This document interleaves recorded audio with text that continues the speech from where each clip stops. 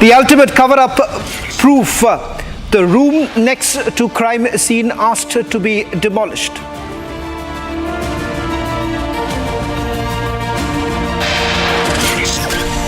Big focus on Mamata's ministry's role in RG Kaur cover-up as Republic Bangla exposes the ultimate proof.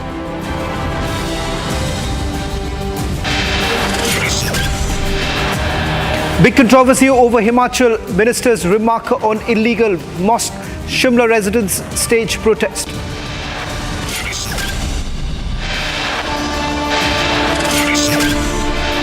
In a spine-chilling interview, actor Soumya narrates how she was assaulted and raped by influential directors.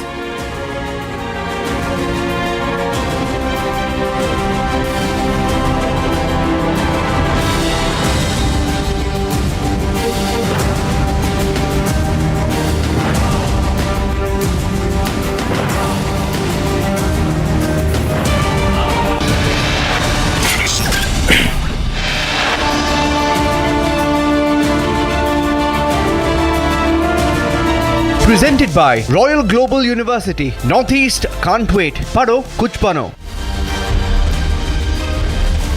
Ladies and gentlemen, there is a sharp U-turn that has now been taken by Mohammed Yunus.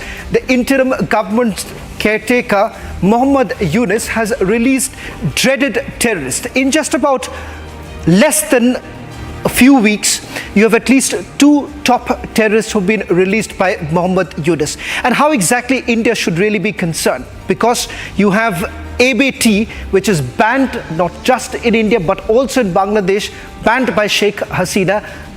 Chief of ABT has already been released by Mohammed Yunus. And not just that.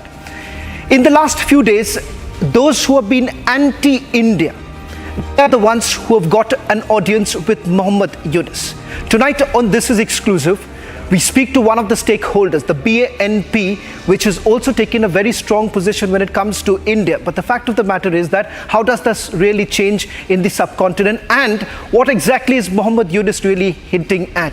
Is he really working at the behest of the West? All this and much more. Let's take you through some of the details that we are going to now put across. What has really happened starting from 30th of August when the first release took place. On 30th of August, Jashimuddin Rahmani, who happens to be the chief of Ansarullah Bangla team, ABT, has carried out several attacks in India. Not just that, there was an infiltration bid that was foiled by the central agencies just about a few years ago, and this was carried out by the ABT. Let's move on. What happened? ABT affiliated to Al-Qaeda in Indian subcontinent, and they've had a widespread network not just in Bangladesh, but a few other countries in the subcontinent, and have been found out. Their role has been found out in at least 2 such cases in the state of West Bengal, multiple cases in Assam. Let's also take you through more details coming in. They've tried to establish a jihadi network in India. This is exactly what the Assam police as well as the other northeastern police have indicated from their investigation. Let's take you through more details of who this man is,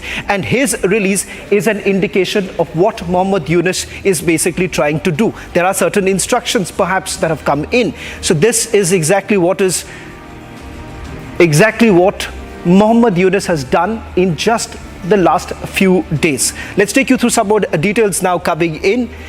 This is with regards to another terrorist that has been released by Mohammed Yunus in the last few days. This India's attempt that has been to try and negotiate with Bangladesh when Sheikh Hasina was in power, to actually tell you about how exactly ABT has been operating. Sheikh Hasina did actually listen to India, keeping in mind there was enough evidence against them. Hasina had banned ABT back in 2015. And now, without any hearing taking place in a court, you have Jashimuddin already being released. Sweden Aslam In fact, Sweden Astam, who's wanted in 12 different murder cases, in fact, his role is also under investigation in some cases here in the national capital too. He too has been released. This was just 2 days after Jashimuddin was released. Let's now take you through the details of the terror tapes. Ladies and gentlemen, just about a few years ago, we took you through a detailed investigation coming in of the JMB, another affiliate which found space in Bangladesh. In fact, several arrests that have been made by the central agencies in Bangladesh of JMB has really come in from the border areas. Now, the fact that several of them have been already released clearly goes on to indicate that Mohammed Yunus has taken a sharp Islamic turn. Take a look. The caretaker government of Bangladesh, led by Nobel Peace Laureate Mohammed Yunus, has freed Jashimuddin Rahmani, the chief of the Ansarullah Bangla team. ABT is a terror organization affiliated to Al-Qaeda. Rahmani's organization has tried to infiltrate in India in an attempt to spread jihadi network. Yunus also met Hifazat-e-Islam leaders, an organization known for its anti-India stand. On August 30th, Yunus lifted the ban on Jamaat-e-Islami party, which stands against secularism. Today, he called issue on attacks on Hindus exaggerated. Yunus' tilt towards anti-India element is a matter of concern for India. India is keeping a hawk's eye on terrorists infiltrating from Bangladesh. On 7th August, Jamaatul Mujahideen Bangladesh members, along with their India head, were arrested in Bengaluru. In the possession of these dreaded terrorists were pistols, ammunitions, metal cylinders, explosives, chemicals, and secret training videos. As Yunus' support for pro-Islamist elements is becoming evident, questions on safety of Hindus are being raised. Bureau Report, Republic TV.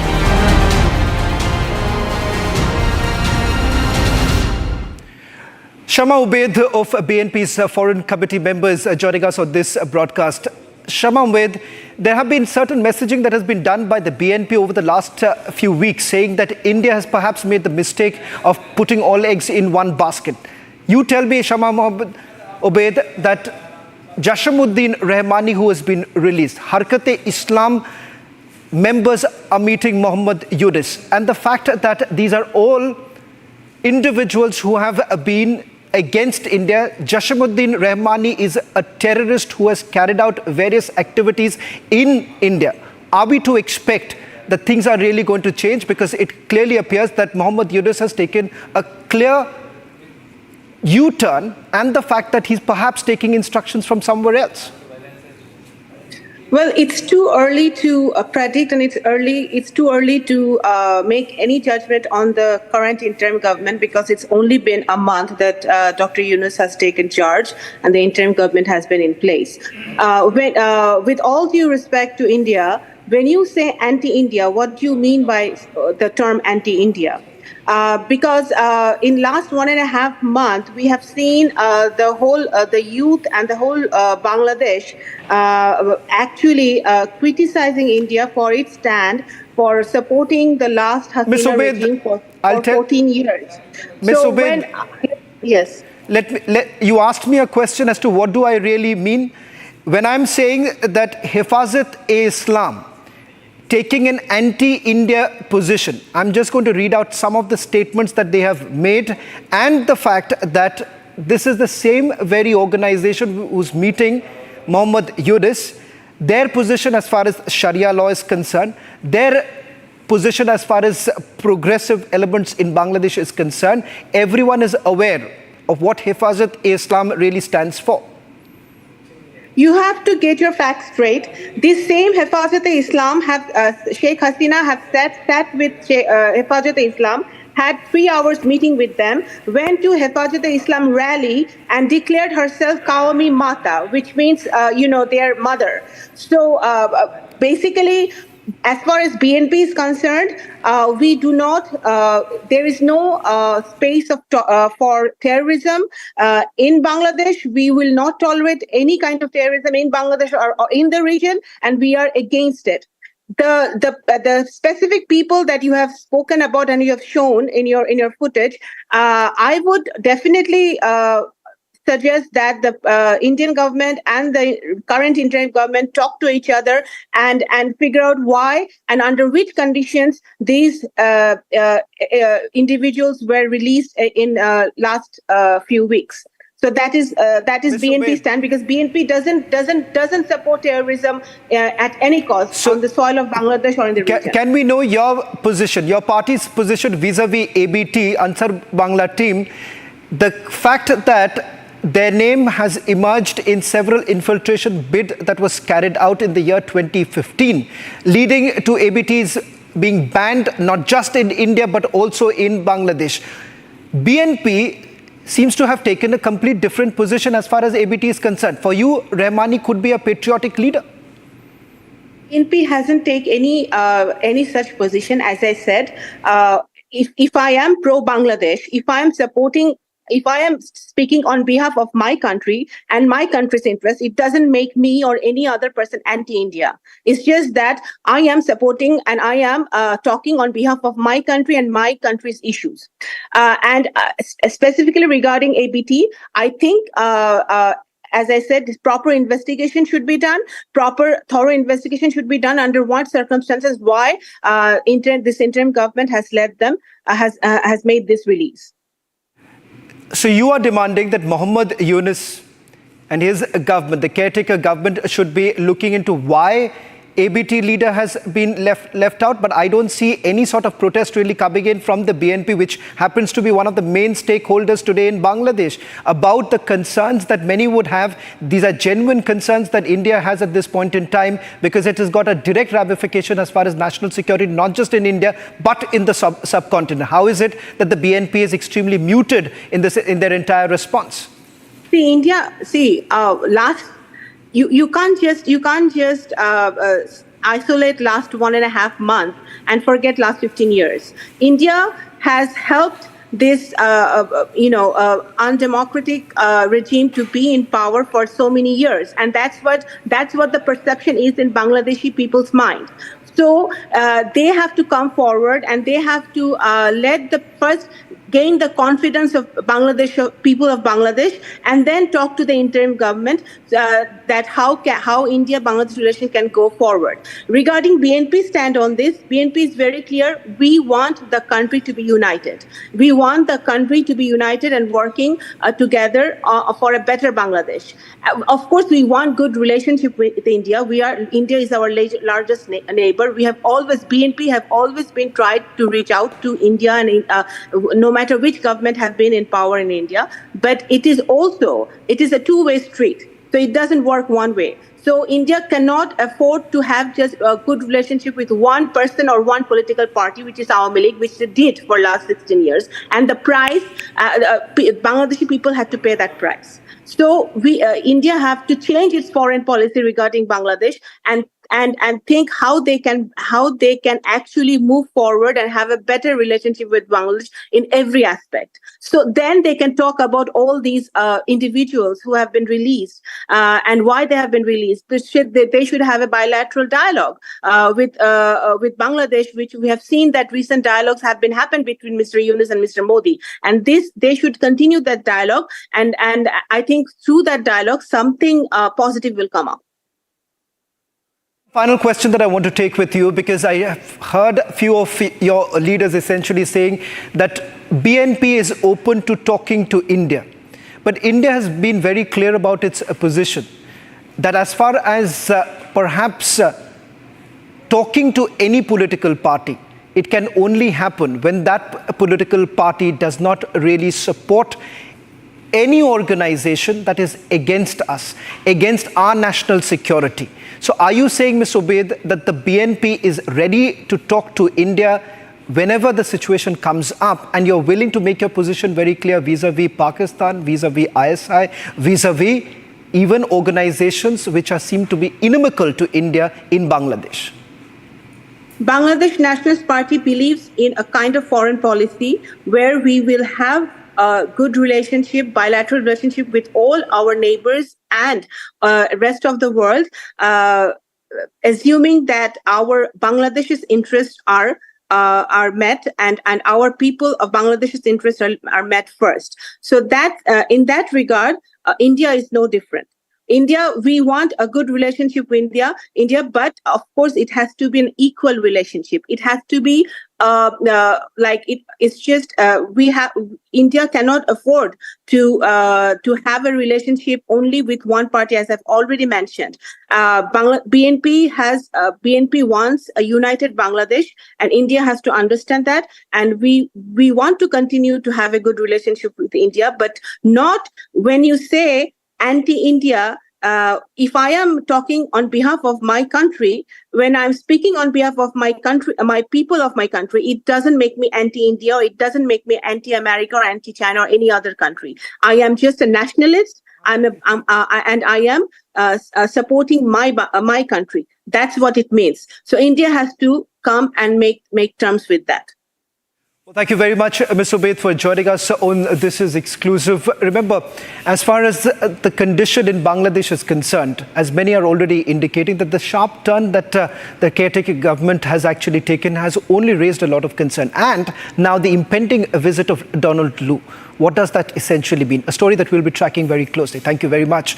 Shifting focus now to the other big story. The full picture, ladies and gentlemen, now coming in from RG Hospital. On August 9, a 31-year-old doctor was brutally assaulted, raped and murdered. Thereafter, there was an attempt that was made to cover up this entire matter. The reason why we are saying Operation Cover Up is because of the kind of evidence that has now come out in the open. Two aspects that we are going to touch upon tonight, ladies and gentlemen. An order that was passed by the RG Hospital authorities and the medical department. The department that reports to Chief Minister of West Bengal, Mamata Banerjee. All this and much more on the other side.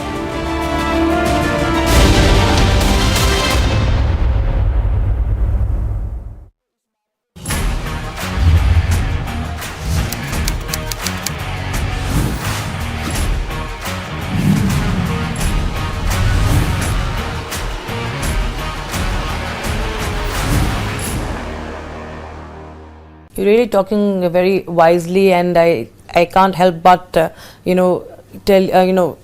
up the statement you gave about Bhagavad Gita. Yes. And I could see the impact it has had on you, the way you're speaking right now. So how has it really helped you? If you could tell our viewers, you read it daily, or how does it really come to your life?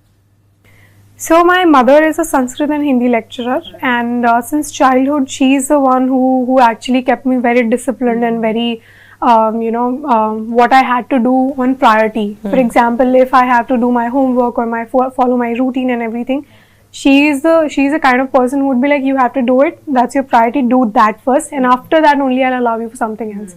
So she kept me very disciplined and everything throughout my life. And now so initially she only told me about Bhagavad Gita and everything. So she is the person who is like, she tells me about history, she tells me about Indian mythology, or I say it history, Indian history I say. So she tells me about all these stories and the actual history of India. And then now I was like, you know what, I should probably start reading Gita thoroughly. And I have this meditation guru who actually tells me 2 or 3 verses every day, so that it helps me in my general life as well. Because how old it may seem, as old as it may seem, it is relevant in today's life as well. You only have to actually sit and try and connect it with your daily life. So for me, so many verses are there, but especially I really love one, that do your karma and do not focus on the result. अपने कर्म पूरी निष्ठा से करो, फल की चिंता मत करो. तो ये चीज है. And my coach always says, Jaspal sir, he always says, you do not get what you want, you get what you deserve. So these sort of things will always keep my head very, online. Absolutely, and of course you do deserve what you've achieved. But the fact that you're talking about it very openly, very elaborately, you think it's important because we've seen for the longest time people have not been very open about their beliefs, their faith, and they've just been, sort of guarded. You think it's important to always talk about it, and there should be no inhibitions in, talking about your faith, your culture, your traditions. Honestly, I feel like India has a very, very rich heritage, rich culture, and we should all come together and actually celebrate it, and not be like, "Okay, we need to change this thing in our culture." I mean, of course, we should eliminate all the bads that we have in our culture, but so many good things as well we have in our history or like heritage, culture, and everything. So we must cherish all that, and I am a kind of person like I am very open. I am accepting of other people as well. I mean, if you have certain beliefs, I do not expect anything out of you. I'm open. If you have something that works for you, that's good for you, and I don't. It doesn't bother me what others believe. So it's like live freely, man. One of the things that we are really proud about is the fact that India, Bharat, is the fastest growing major economy in the world, and will continue to be so. In fact, the way we've been going for the last 10 years, in the next 5 to 10 years, if we have political stability, if everything is right, there are no major risk factors, then we will be in a situation to be rivaling China. And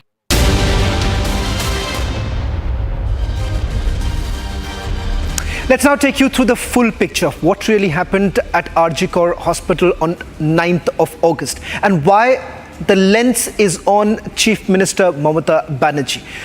The letter that has been accessed by Republic Bangla puts the full spotlight on Mamata's ministry, the health ministry, the decision that was taken by the department to carry out renovation, demolition work just adjacent to the scene of crime.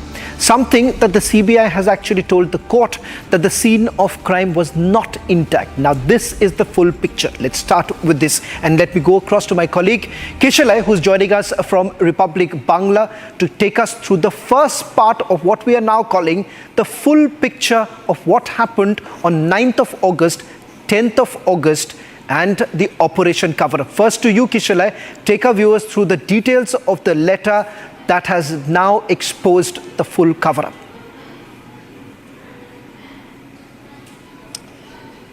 Well, exactly, Shravan. 9th of August, the brutal rape and murder was all over the media. The whole country was talking about it. The body of Dr. Abhaya was recovered. What happens on 10th of August? The principal of RG, was he really thinking about the murder in his institution? No, he was giving an order.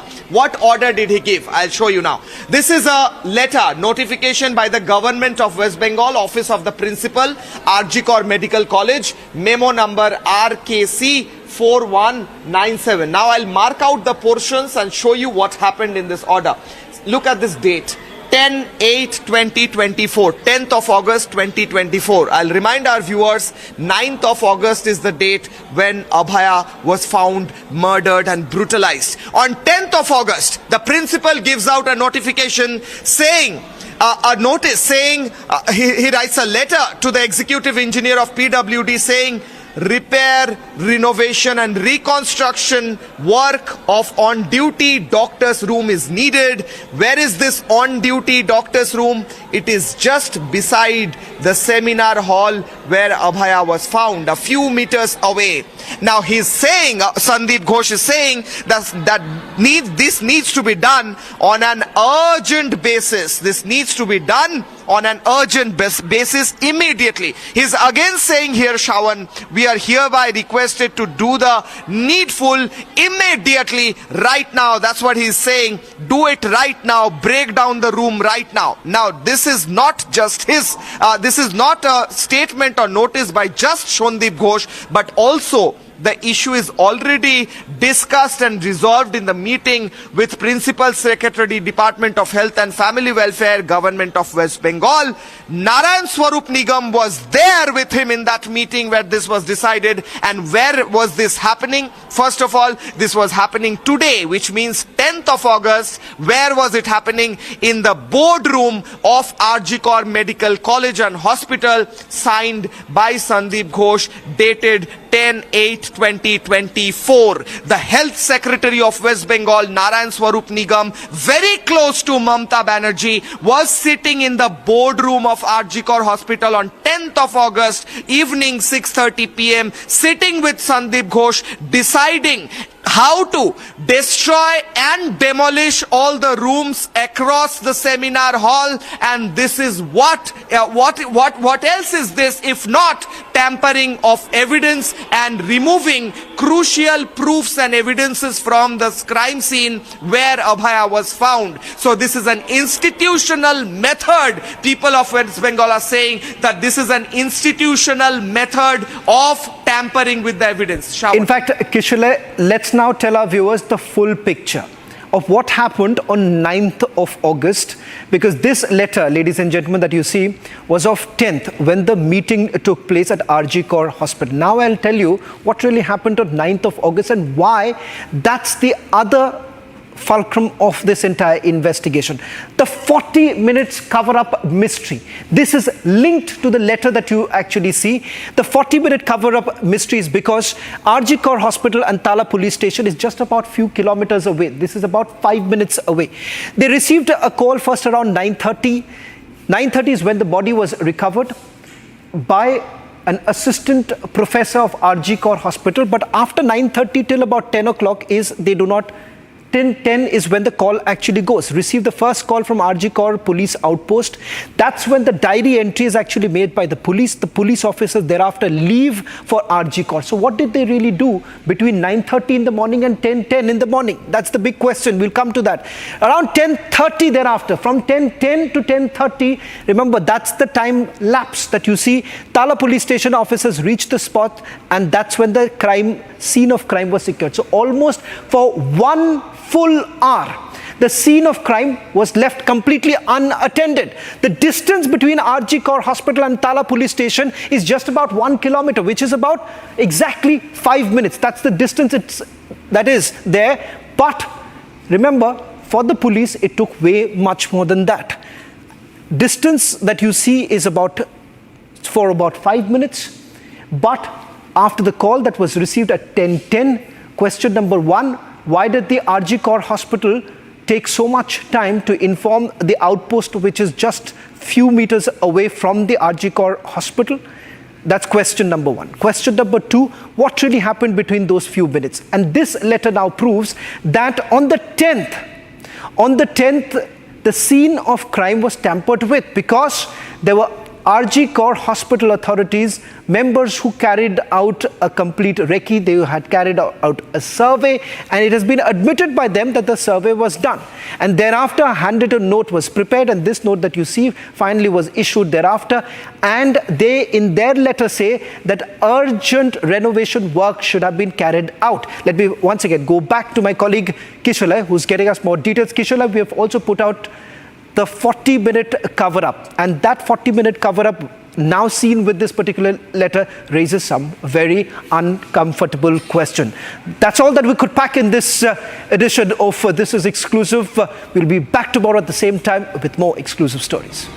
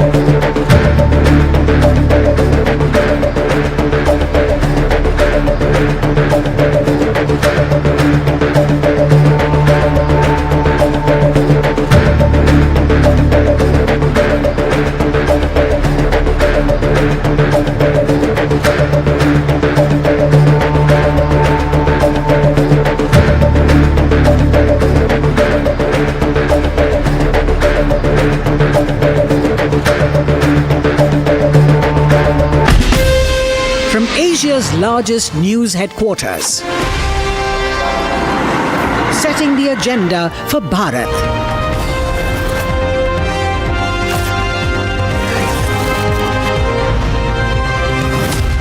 You're watching Republic.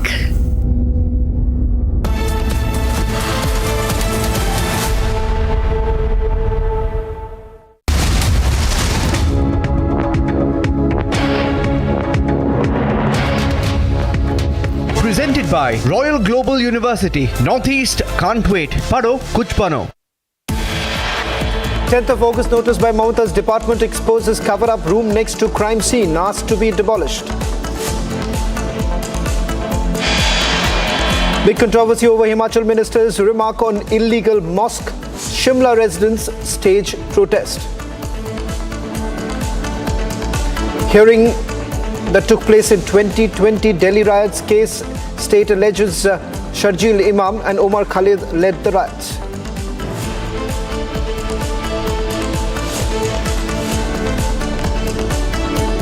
In a spine-chilling interview, actor Soumya narrates how she was assaulted and raped by influential directors.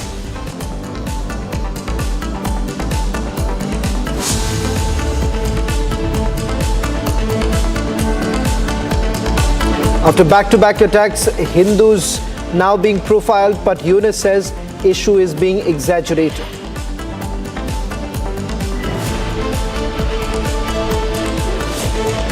Vladimir Putin bats for peace talks, says China, India and Brazil could act as mediators.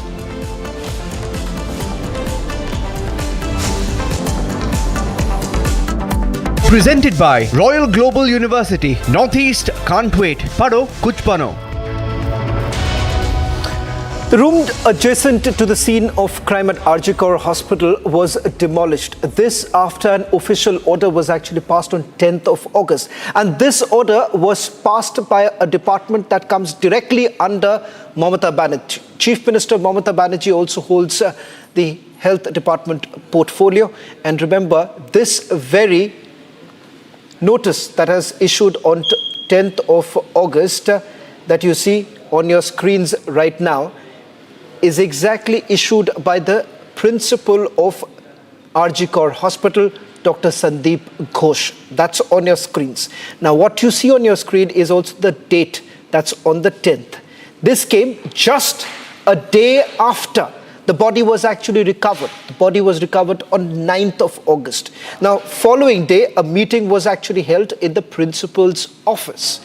And they admitted in that very letter that a survey was actually done on 10th of August. This when a day before a murder was reported from that very floor of the hospital. They carried out a survey. Following the survey, a meeting was carried out and it was decided that urgently they are going to carry out the demolition of a room which is just next to the scene of crime. In fact, what you saw, and we are going to now put those images out in a short while from now, when the demolition was actually carried out, questions were basically raised about how there is an operation cover-up at play. Now, what you see this right now on your screen is a letter that has been signed by none other than Dr. Sandeep Ghosh. And the full picture, ladies and gentlemen, is this, that on the 9th of August, too, questions are now being raised about the hospital authorities as to what were they really doing.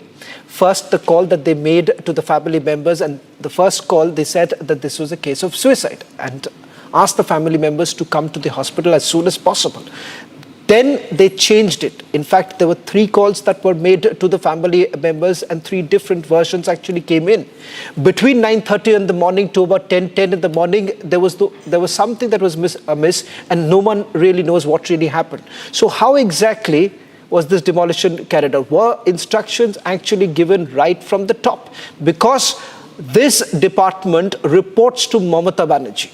And that's the reason why the questions are now being asked as to whether at all there were certain instructions that were actually passed, Kishila.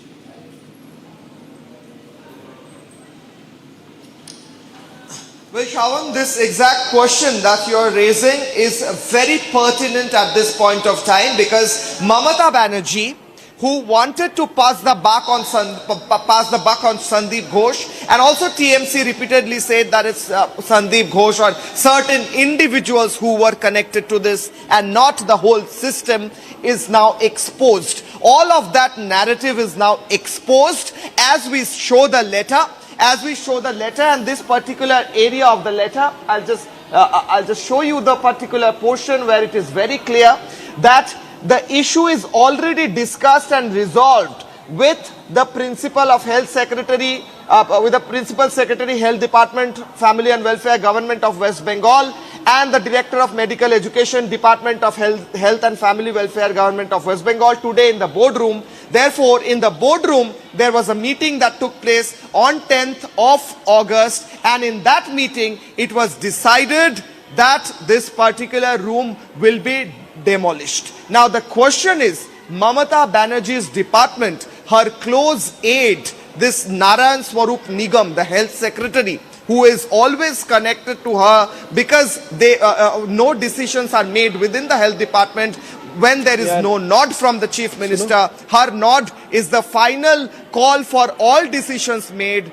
Now, it is impossible to believe that he came down to RG Kor, sat for a meeting just one day after Abhaya was found, and the whole country was talking about it. The whole world was talking about it. Health secretary came down, sat with Sandeep Ghosh, had a meeting, and then said that let's carry on with this demolition work. I'll also remind you that on 11th, there was a press conference by Narayan Swarup Nigam, the health secretary, where he gave out a statement saying that if there is anyone guilty, including Sandeep Ghosh, I don't remember the exact words, but what he meant in that press conference was, if there is anyone guilty, including Sandeep Ghosh, they must be punished, and something in that regard he tried to mention in that press conference. So he was sitting in that press conference while just one day before he was with Sandeep Ghosh planning the demolition and destruction of evidence at the crime site. Just imagine the hypocrisy within the system and administration of Mamata's government, and people of West Bengal are very angry today. Shawan. Well, thank you very much, Kishala, for getting us the latest details. What we have essentially seen over the last few weeks is that not just doctors, nurses, but people from different walks of life coming out demanding justice for Abhay. Reclaiming the night has been the clarion call. This after some bizarre decisions have actually been taken by the West Bengal government in terms of even putting a gag order. Take a look at what really happened in Kolkata when the iconic Victoria Memorial went completely dark.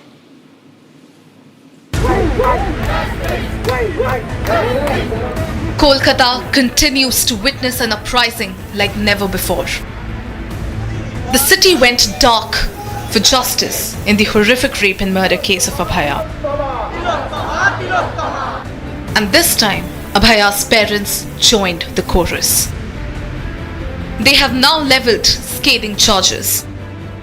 যখন আমার মেয়ের দেহ আমার ঘরে সাহিত্য ছিল, তখন DC not আমাদের ঘরের একটা গলিতে ঢুকে ঘরের ভেতরে তিনি আমাকে টাকা দেওয়ার চেষ্টা করেন, এবং তার যা জবাব দেওয়ার আমরা সঙ্গে সঙ্গে কি জবাবটা দিই।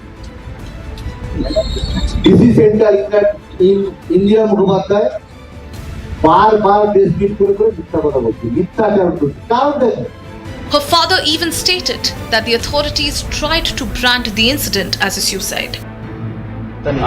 প্রথম কাজ ছিল সেটা কিছু করেনি। ভিডিওটা বেলা 11টার সময় আমাদের জানানো হয় আমার মেয়ে আত্মহত্যা করেছে। তারা কোনো মেডিকেল টেস্ট করলো না, আগেই তারা বলেছিল আত্মহত্যা করেছে। ঠিক আছে, কেন করেছে এটা সেটা তারাই জানে, তারাই উত্তর দেবে। পোস্টমর্টম করতে হাসপাতালে দেরি করলো কেন? পোস্টমর্টম তো সাধারণত 4-5টার মধ্যে করা উচিত ছিল। আমি 6:30 থেকে 7টার মধ্যে এফআইআর করলাম। আমার এফআইআর এর রেজিস্টার হলো কখন? 11:45 পরে দেখতে পাচ্ছি। ডাক্তার এখানে এত ডাক্তার থাকা সত্ত্বেও এত কিছু জানার পরেও পুলিশ একটা আনন্যাচারাল ডেথ কেস করলো। 12টা থেকে বিকাল 7টা পর্যন্ত আমরা আর্জিকর হসপিটালে পৌঁছেছিলাম, কিন্তু হাসপাতাল কর্তৃপক্ষ এবং ঊর্ধ্বতন কর্তৃপক্ষ কেউ আমাদের সঙ্গে কথাও বলেনি। The charges are damning. There was also an alleged delay in the post-mortem and an attempt to pass off the barbaric rape and murder as a case of unnatural death. Her father said that the family was asked to rush through the cremation rituals after they reached the crematorium. Her family questioned the haste in removing her remains from Archikar despite their plea for more time. The fury is unshakable, and the chorus only grows louder. And yet, there is nothing but faint glimmer of hope for justice that are propelling Abhaya's parents to continue to fight for her. The kin too demanded exemplary punishment to those directly and indirectly responsible for their daughter's fate.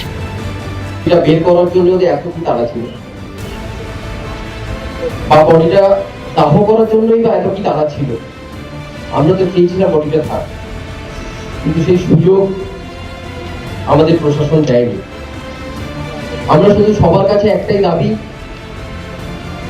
যে নারকীয় কাণ্ডে যারা প্রত্যক্ষ বা পরোক্ষভাবে জড়িত তাদের দৃষ্টান্তমূলক শাস্তি হোক এবং As the glaring allegations spill, the question is, just how deep-seated is the cover-up? A political face-off has erupted in Himachal Pradesh over the alleged illegal construction of Sanjoli Masjid in Shimla. This after Congress leader, a minister, had demanded that the mosque should be razed because of the illegal construction that has taken place, resulting in massive protests taking place in Shimla. Take a look at this report.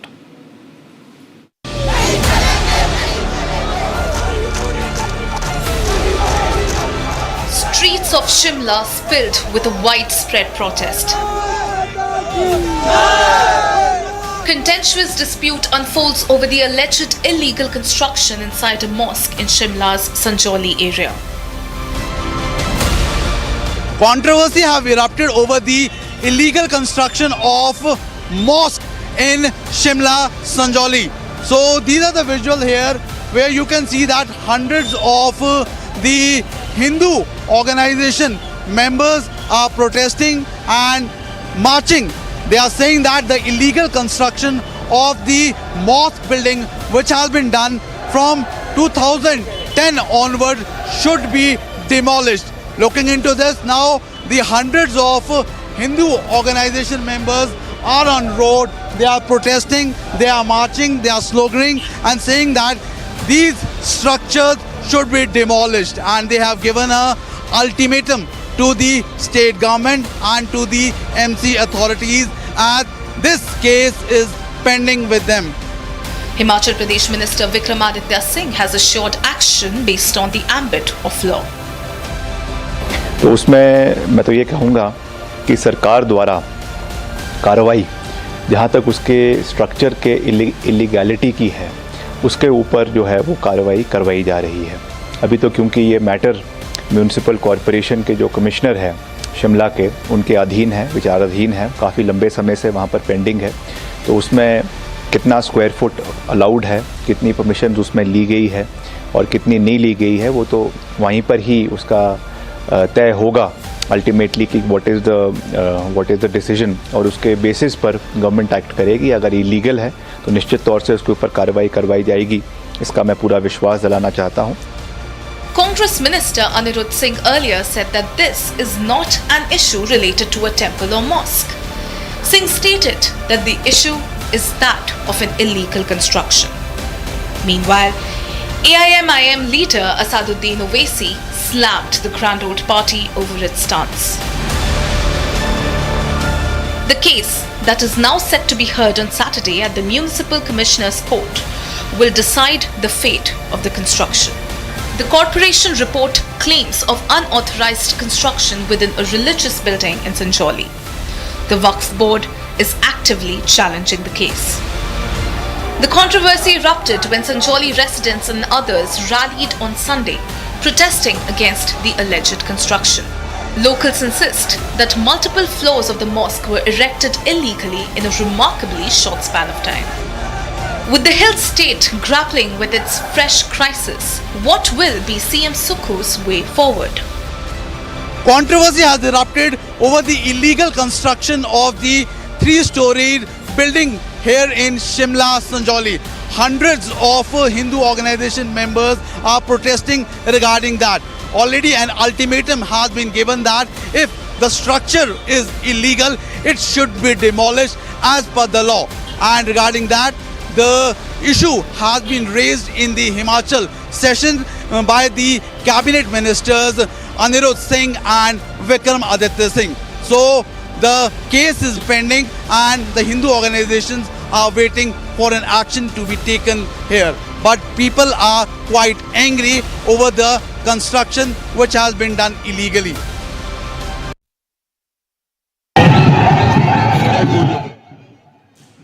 Security has been heightened in Jammu and Kashmir ahead of the assembly polls following a terrorist encounter in Thandimadi in Rajpuri district. Additional security personnel have been deployed in highways and vital road links in Srinagar and adjacent districts to prevent any untoward incident. Haryana Cabinet Minister Chaudhry Ranjit Singh Chotala resigned from his position in the Nayab Saini cabinet. Chotala expressed his frustration with the BJP for not giving him a ticket from Rania assembly seat. He announced his intention to contest the elections from Rania and emphasized his determination to demonstrate his strength through a roadshow. VHP and Delhi Sant Mahamandal submitted an MOU to Union Home Minister Amit Shah concerning the atrocities against Hindu minorities in Bangladesh. General Secretary of Delhi Sant Mahamandal stated that they met with the Home Minister to express their concerns about the situation of Hindu community. आदरणीय गृह मंत्री जी से हम लोग मिले संतों के साथ और परिषद के अधिकारियों के साथ। उनने हमें बड़ी गंभीरता से सुना है। हमने चिंता व्यक्त की है कि वहाँ का जो हिंदू है वो बांग्लादेश का ही नागरिक है और अपने नागरिक की रक्षा करना वहाँ की सरकार का कर्तव्य होता है, तो उन्हें करना चाहिए। और मुझे लगता है हमारी सरकार ने कहा है कि जो प्रारंभ में हुआ सो हुआ, अब किसी हिंदू के साथ अन्याय नहीं होगा। उसके लिए हम सतत वहाँ की सरकार से संपर्क में हैं और हम हिंदुओं की रक्षा करें। 2 people died and 3 are in critical condition after a bus carrying 32 students from Loyola School on the outskirts of the city of Manvi in Karnataka collided with a government transport bus that was heading towards Raichur. Few of the injured children's legs have been amputated and many are grievously injured.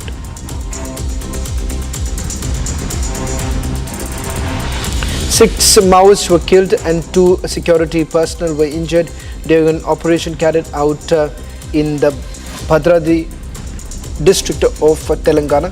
This incident was reported near the border of Chhattisgarh. The operation was conducted by Telangana Greyhounds, resulted in a cache of weapons being recovered. This incident comes just a few days after 9 Maoists were eliminated in another encounter operation by the security forces.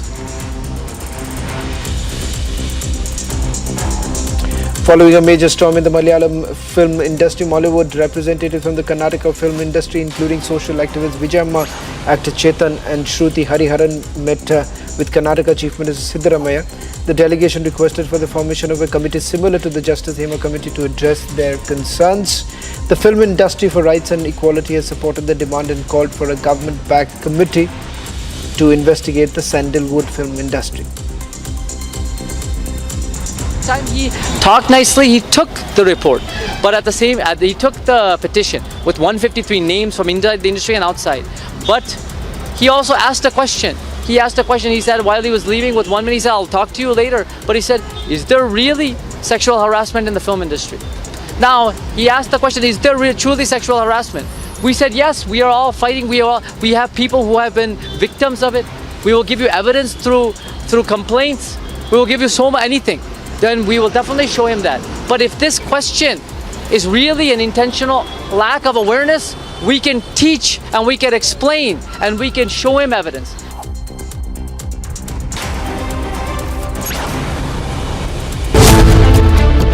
Showdown over illegal mosque in Shimla.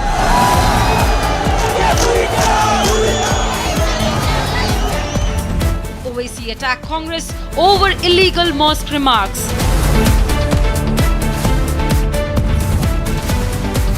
Arnab asks, who is Sukhu trying to appease? Debating tonight at 8 p.m.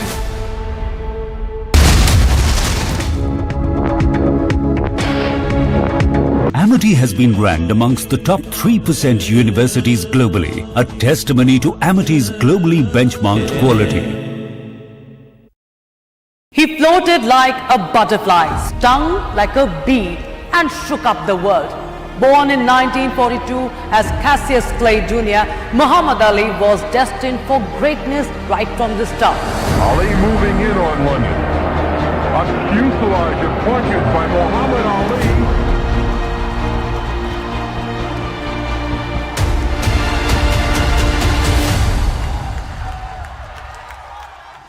At the age of 18, he won the Olympic gold. At 22, he shocked the world by defeating Sonny Liston to become a heavyweight champion. But it wasn't just his victories, his records that makes Muhammad Ali special. It was how he won. He was not just a fighter, he was a poet in motion.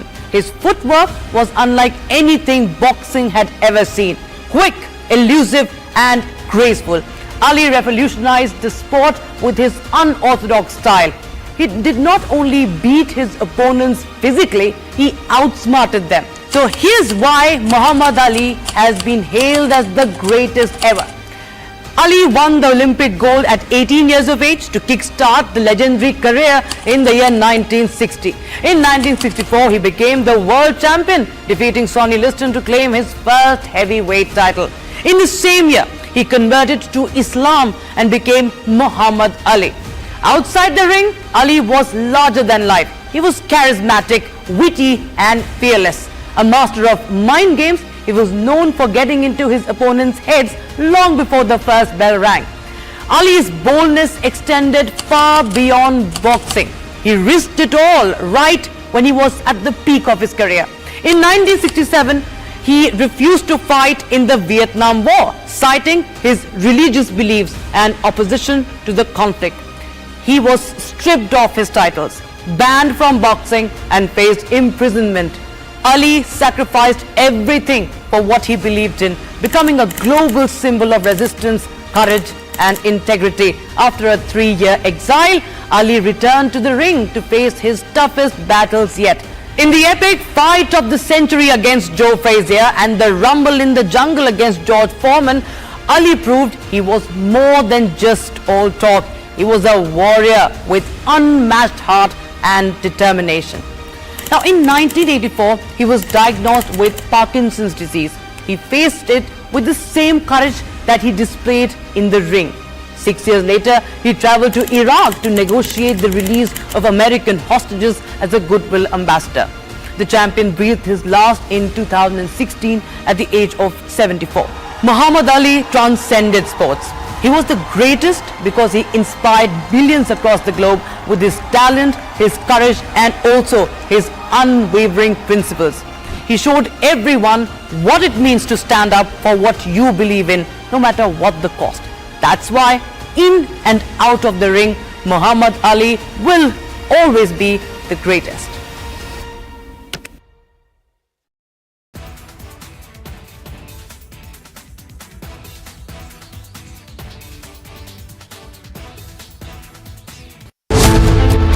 Heels of the US delegation touchdown. Muhammad Yunus takes anti-India line.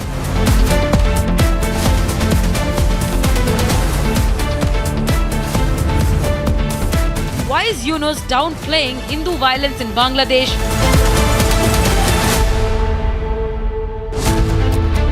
Big revelation in Abhaya cover-up probe.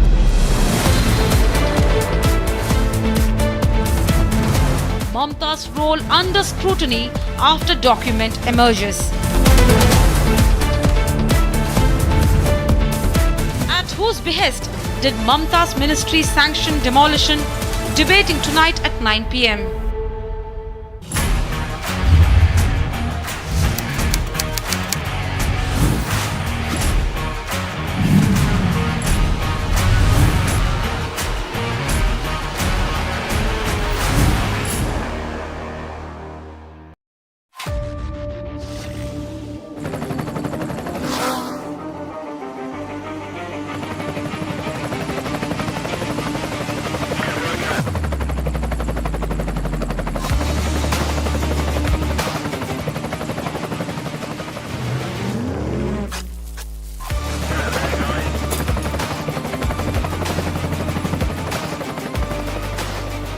director, the taste of success.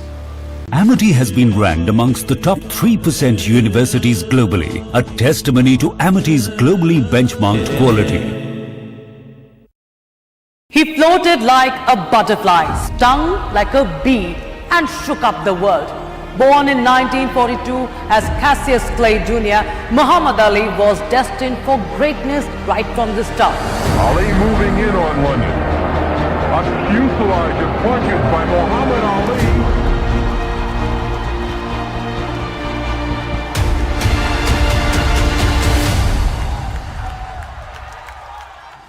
At the age of 18, he won the Olympic gold. At 22, he shocked the world by defeating Sonny Liston to become a heavyweight champion.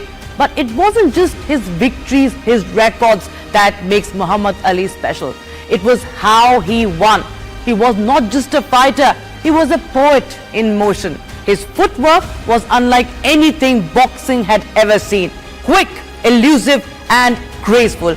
Ali revolutionized the sport with his unorthodox style. He did not only beat his opponents physically, he outsmarted them. So here's why Muhammad Ali has been hailed as the greatest ever. Ali won the Olympic gold at 18 years of age to kickstart the legendary career in the year 1960. In 1964, he became the world champion, defeating Sonny Liston to claim his first heavyweight title. In the same year, he converted to Islam and became Muhammad Ali. Outside the ring, Ali was larger than life. He was charismatic, witty and fearless. A master of mind games, he was known for getting into his opponents' heads long before the first bell rang. Ali's boldness extended far beyond boxing. He risked it all right when he was at the peak of his career.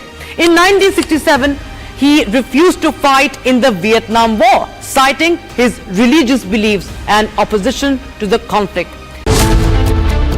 Showdown over illegal mosque in Shimla.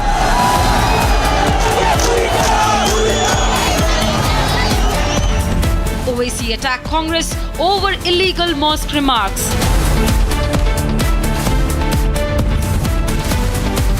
Arnab asks, who is Suku trying to appease? Debating tonight at 8 p.m. How did you get inspired for shooting? I was just bunking a class at that time. I skipped the class and my friends took me to shooting range. That's how I got to know about shooting.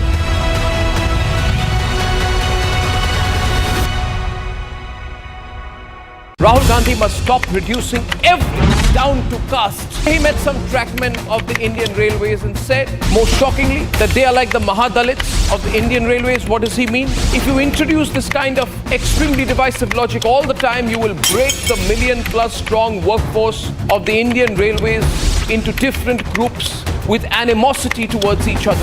And in the process, you will destroy the unity of the Indian Railways, which is in itself one of the greatest unifiers and greatest institutions of this country.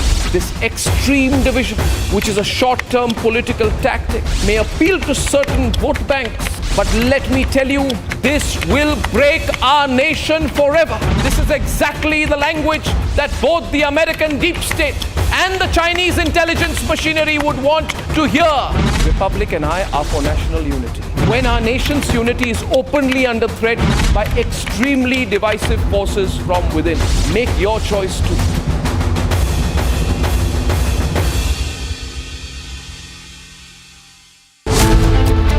Heels of the US delegation touchdown. Muhammad Yunus takes anti-India line.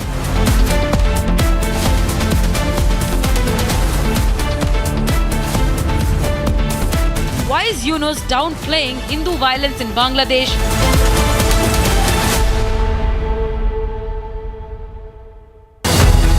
All the people are talking about focus on one part. How do you react to that? How do you take it? I think it's part and parcel of it, and I don't know, everyone enjoys gossip, I guess.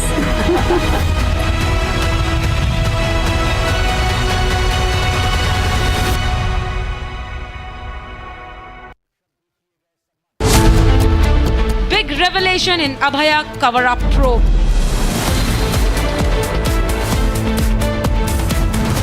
Mamata's role under scrutiny after document emerges. At whose behest did Mamata's ministry sanction demolition?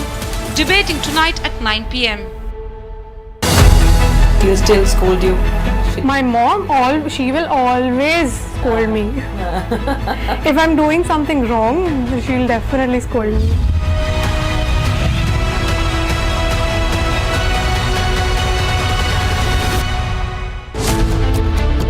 Showdown over illegal mosque in Shimla.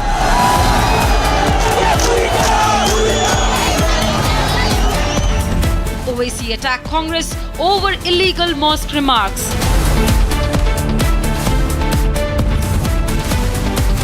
Arnab asks, who is Suku trying to appease?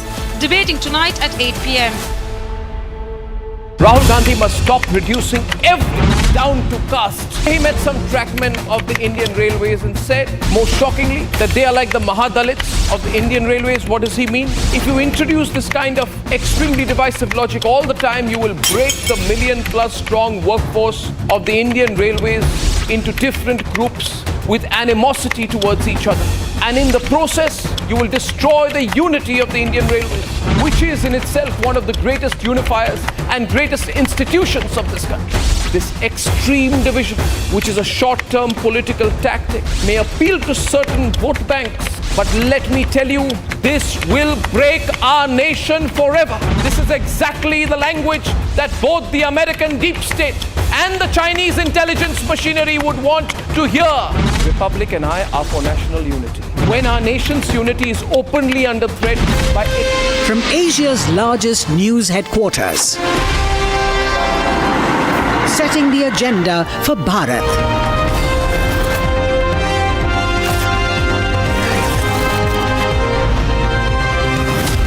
You're watching Republic.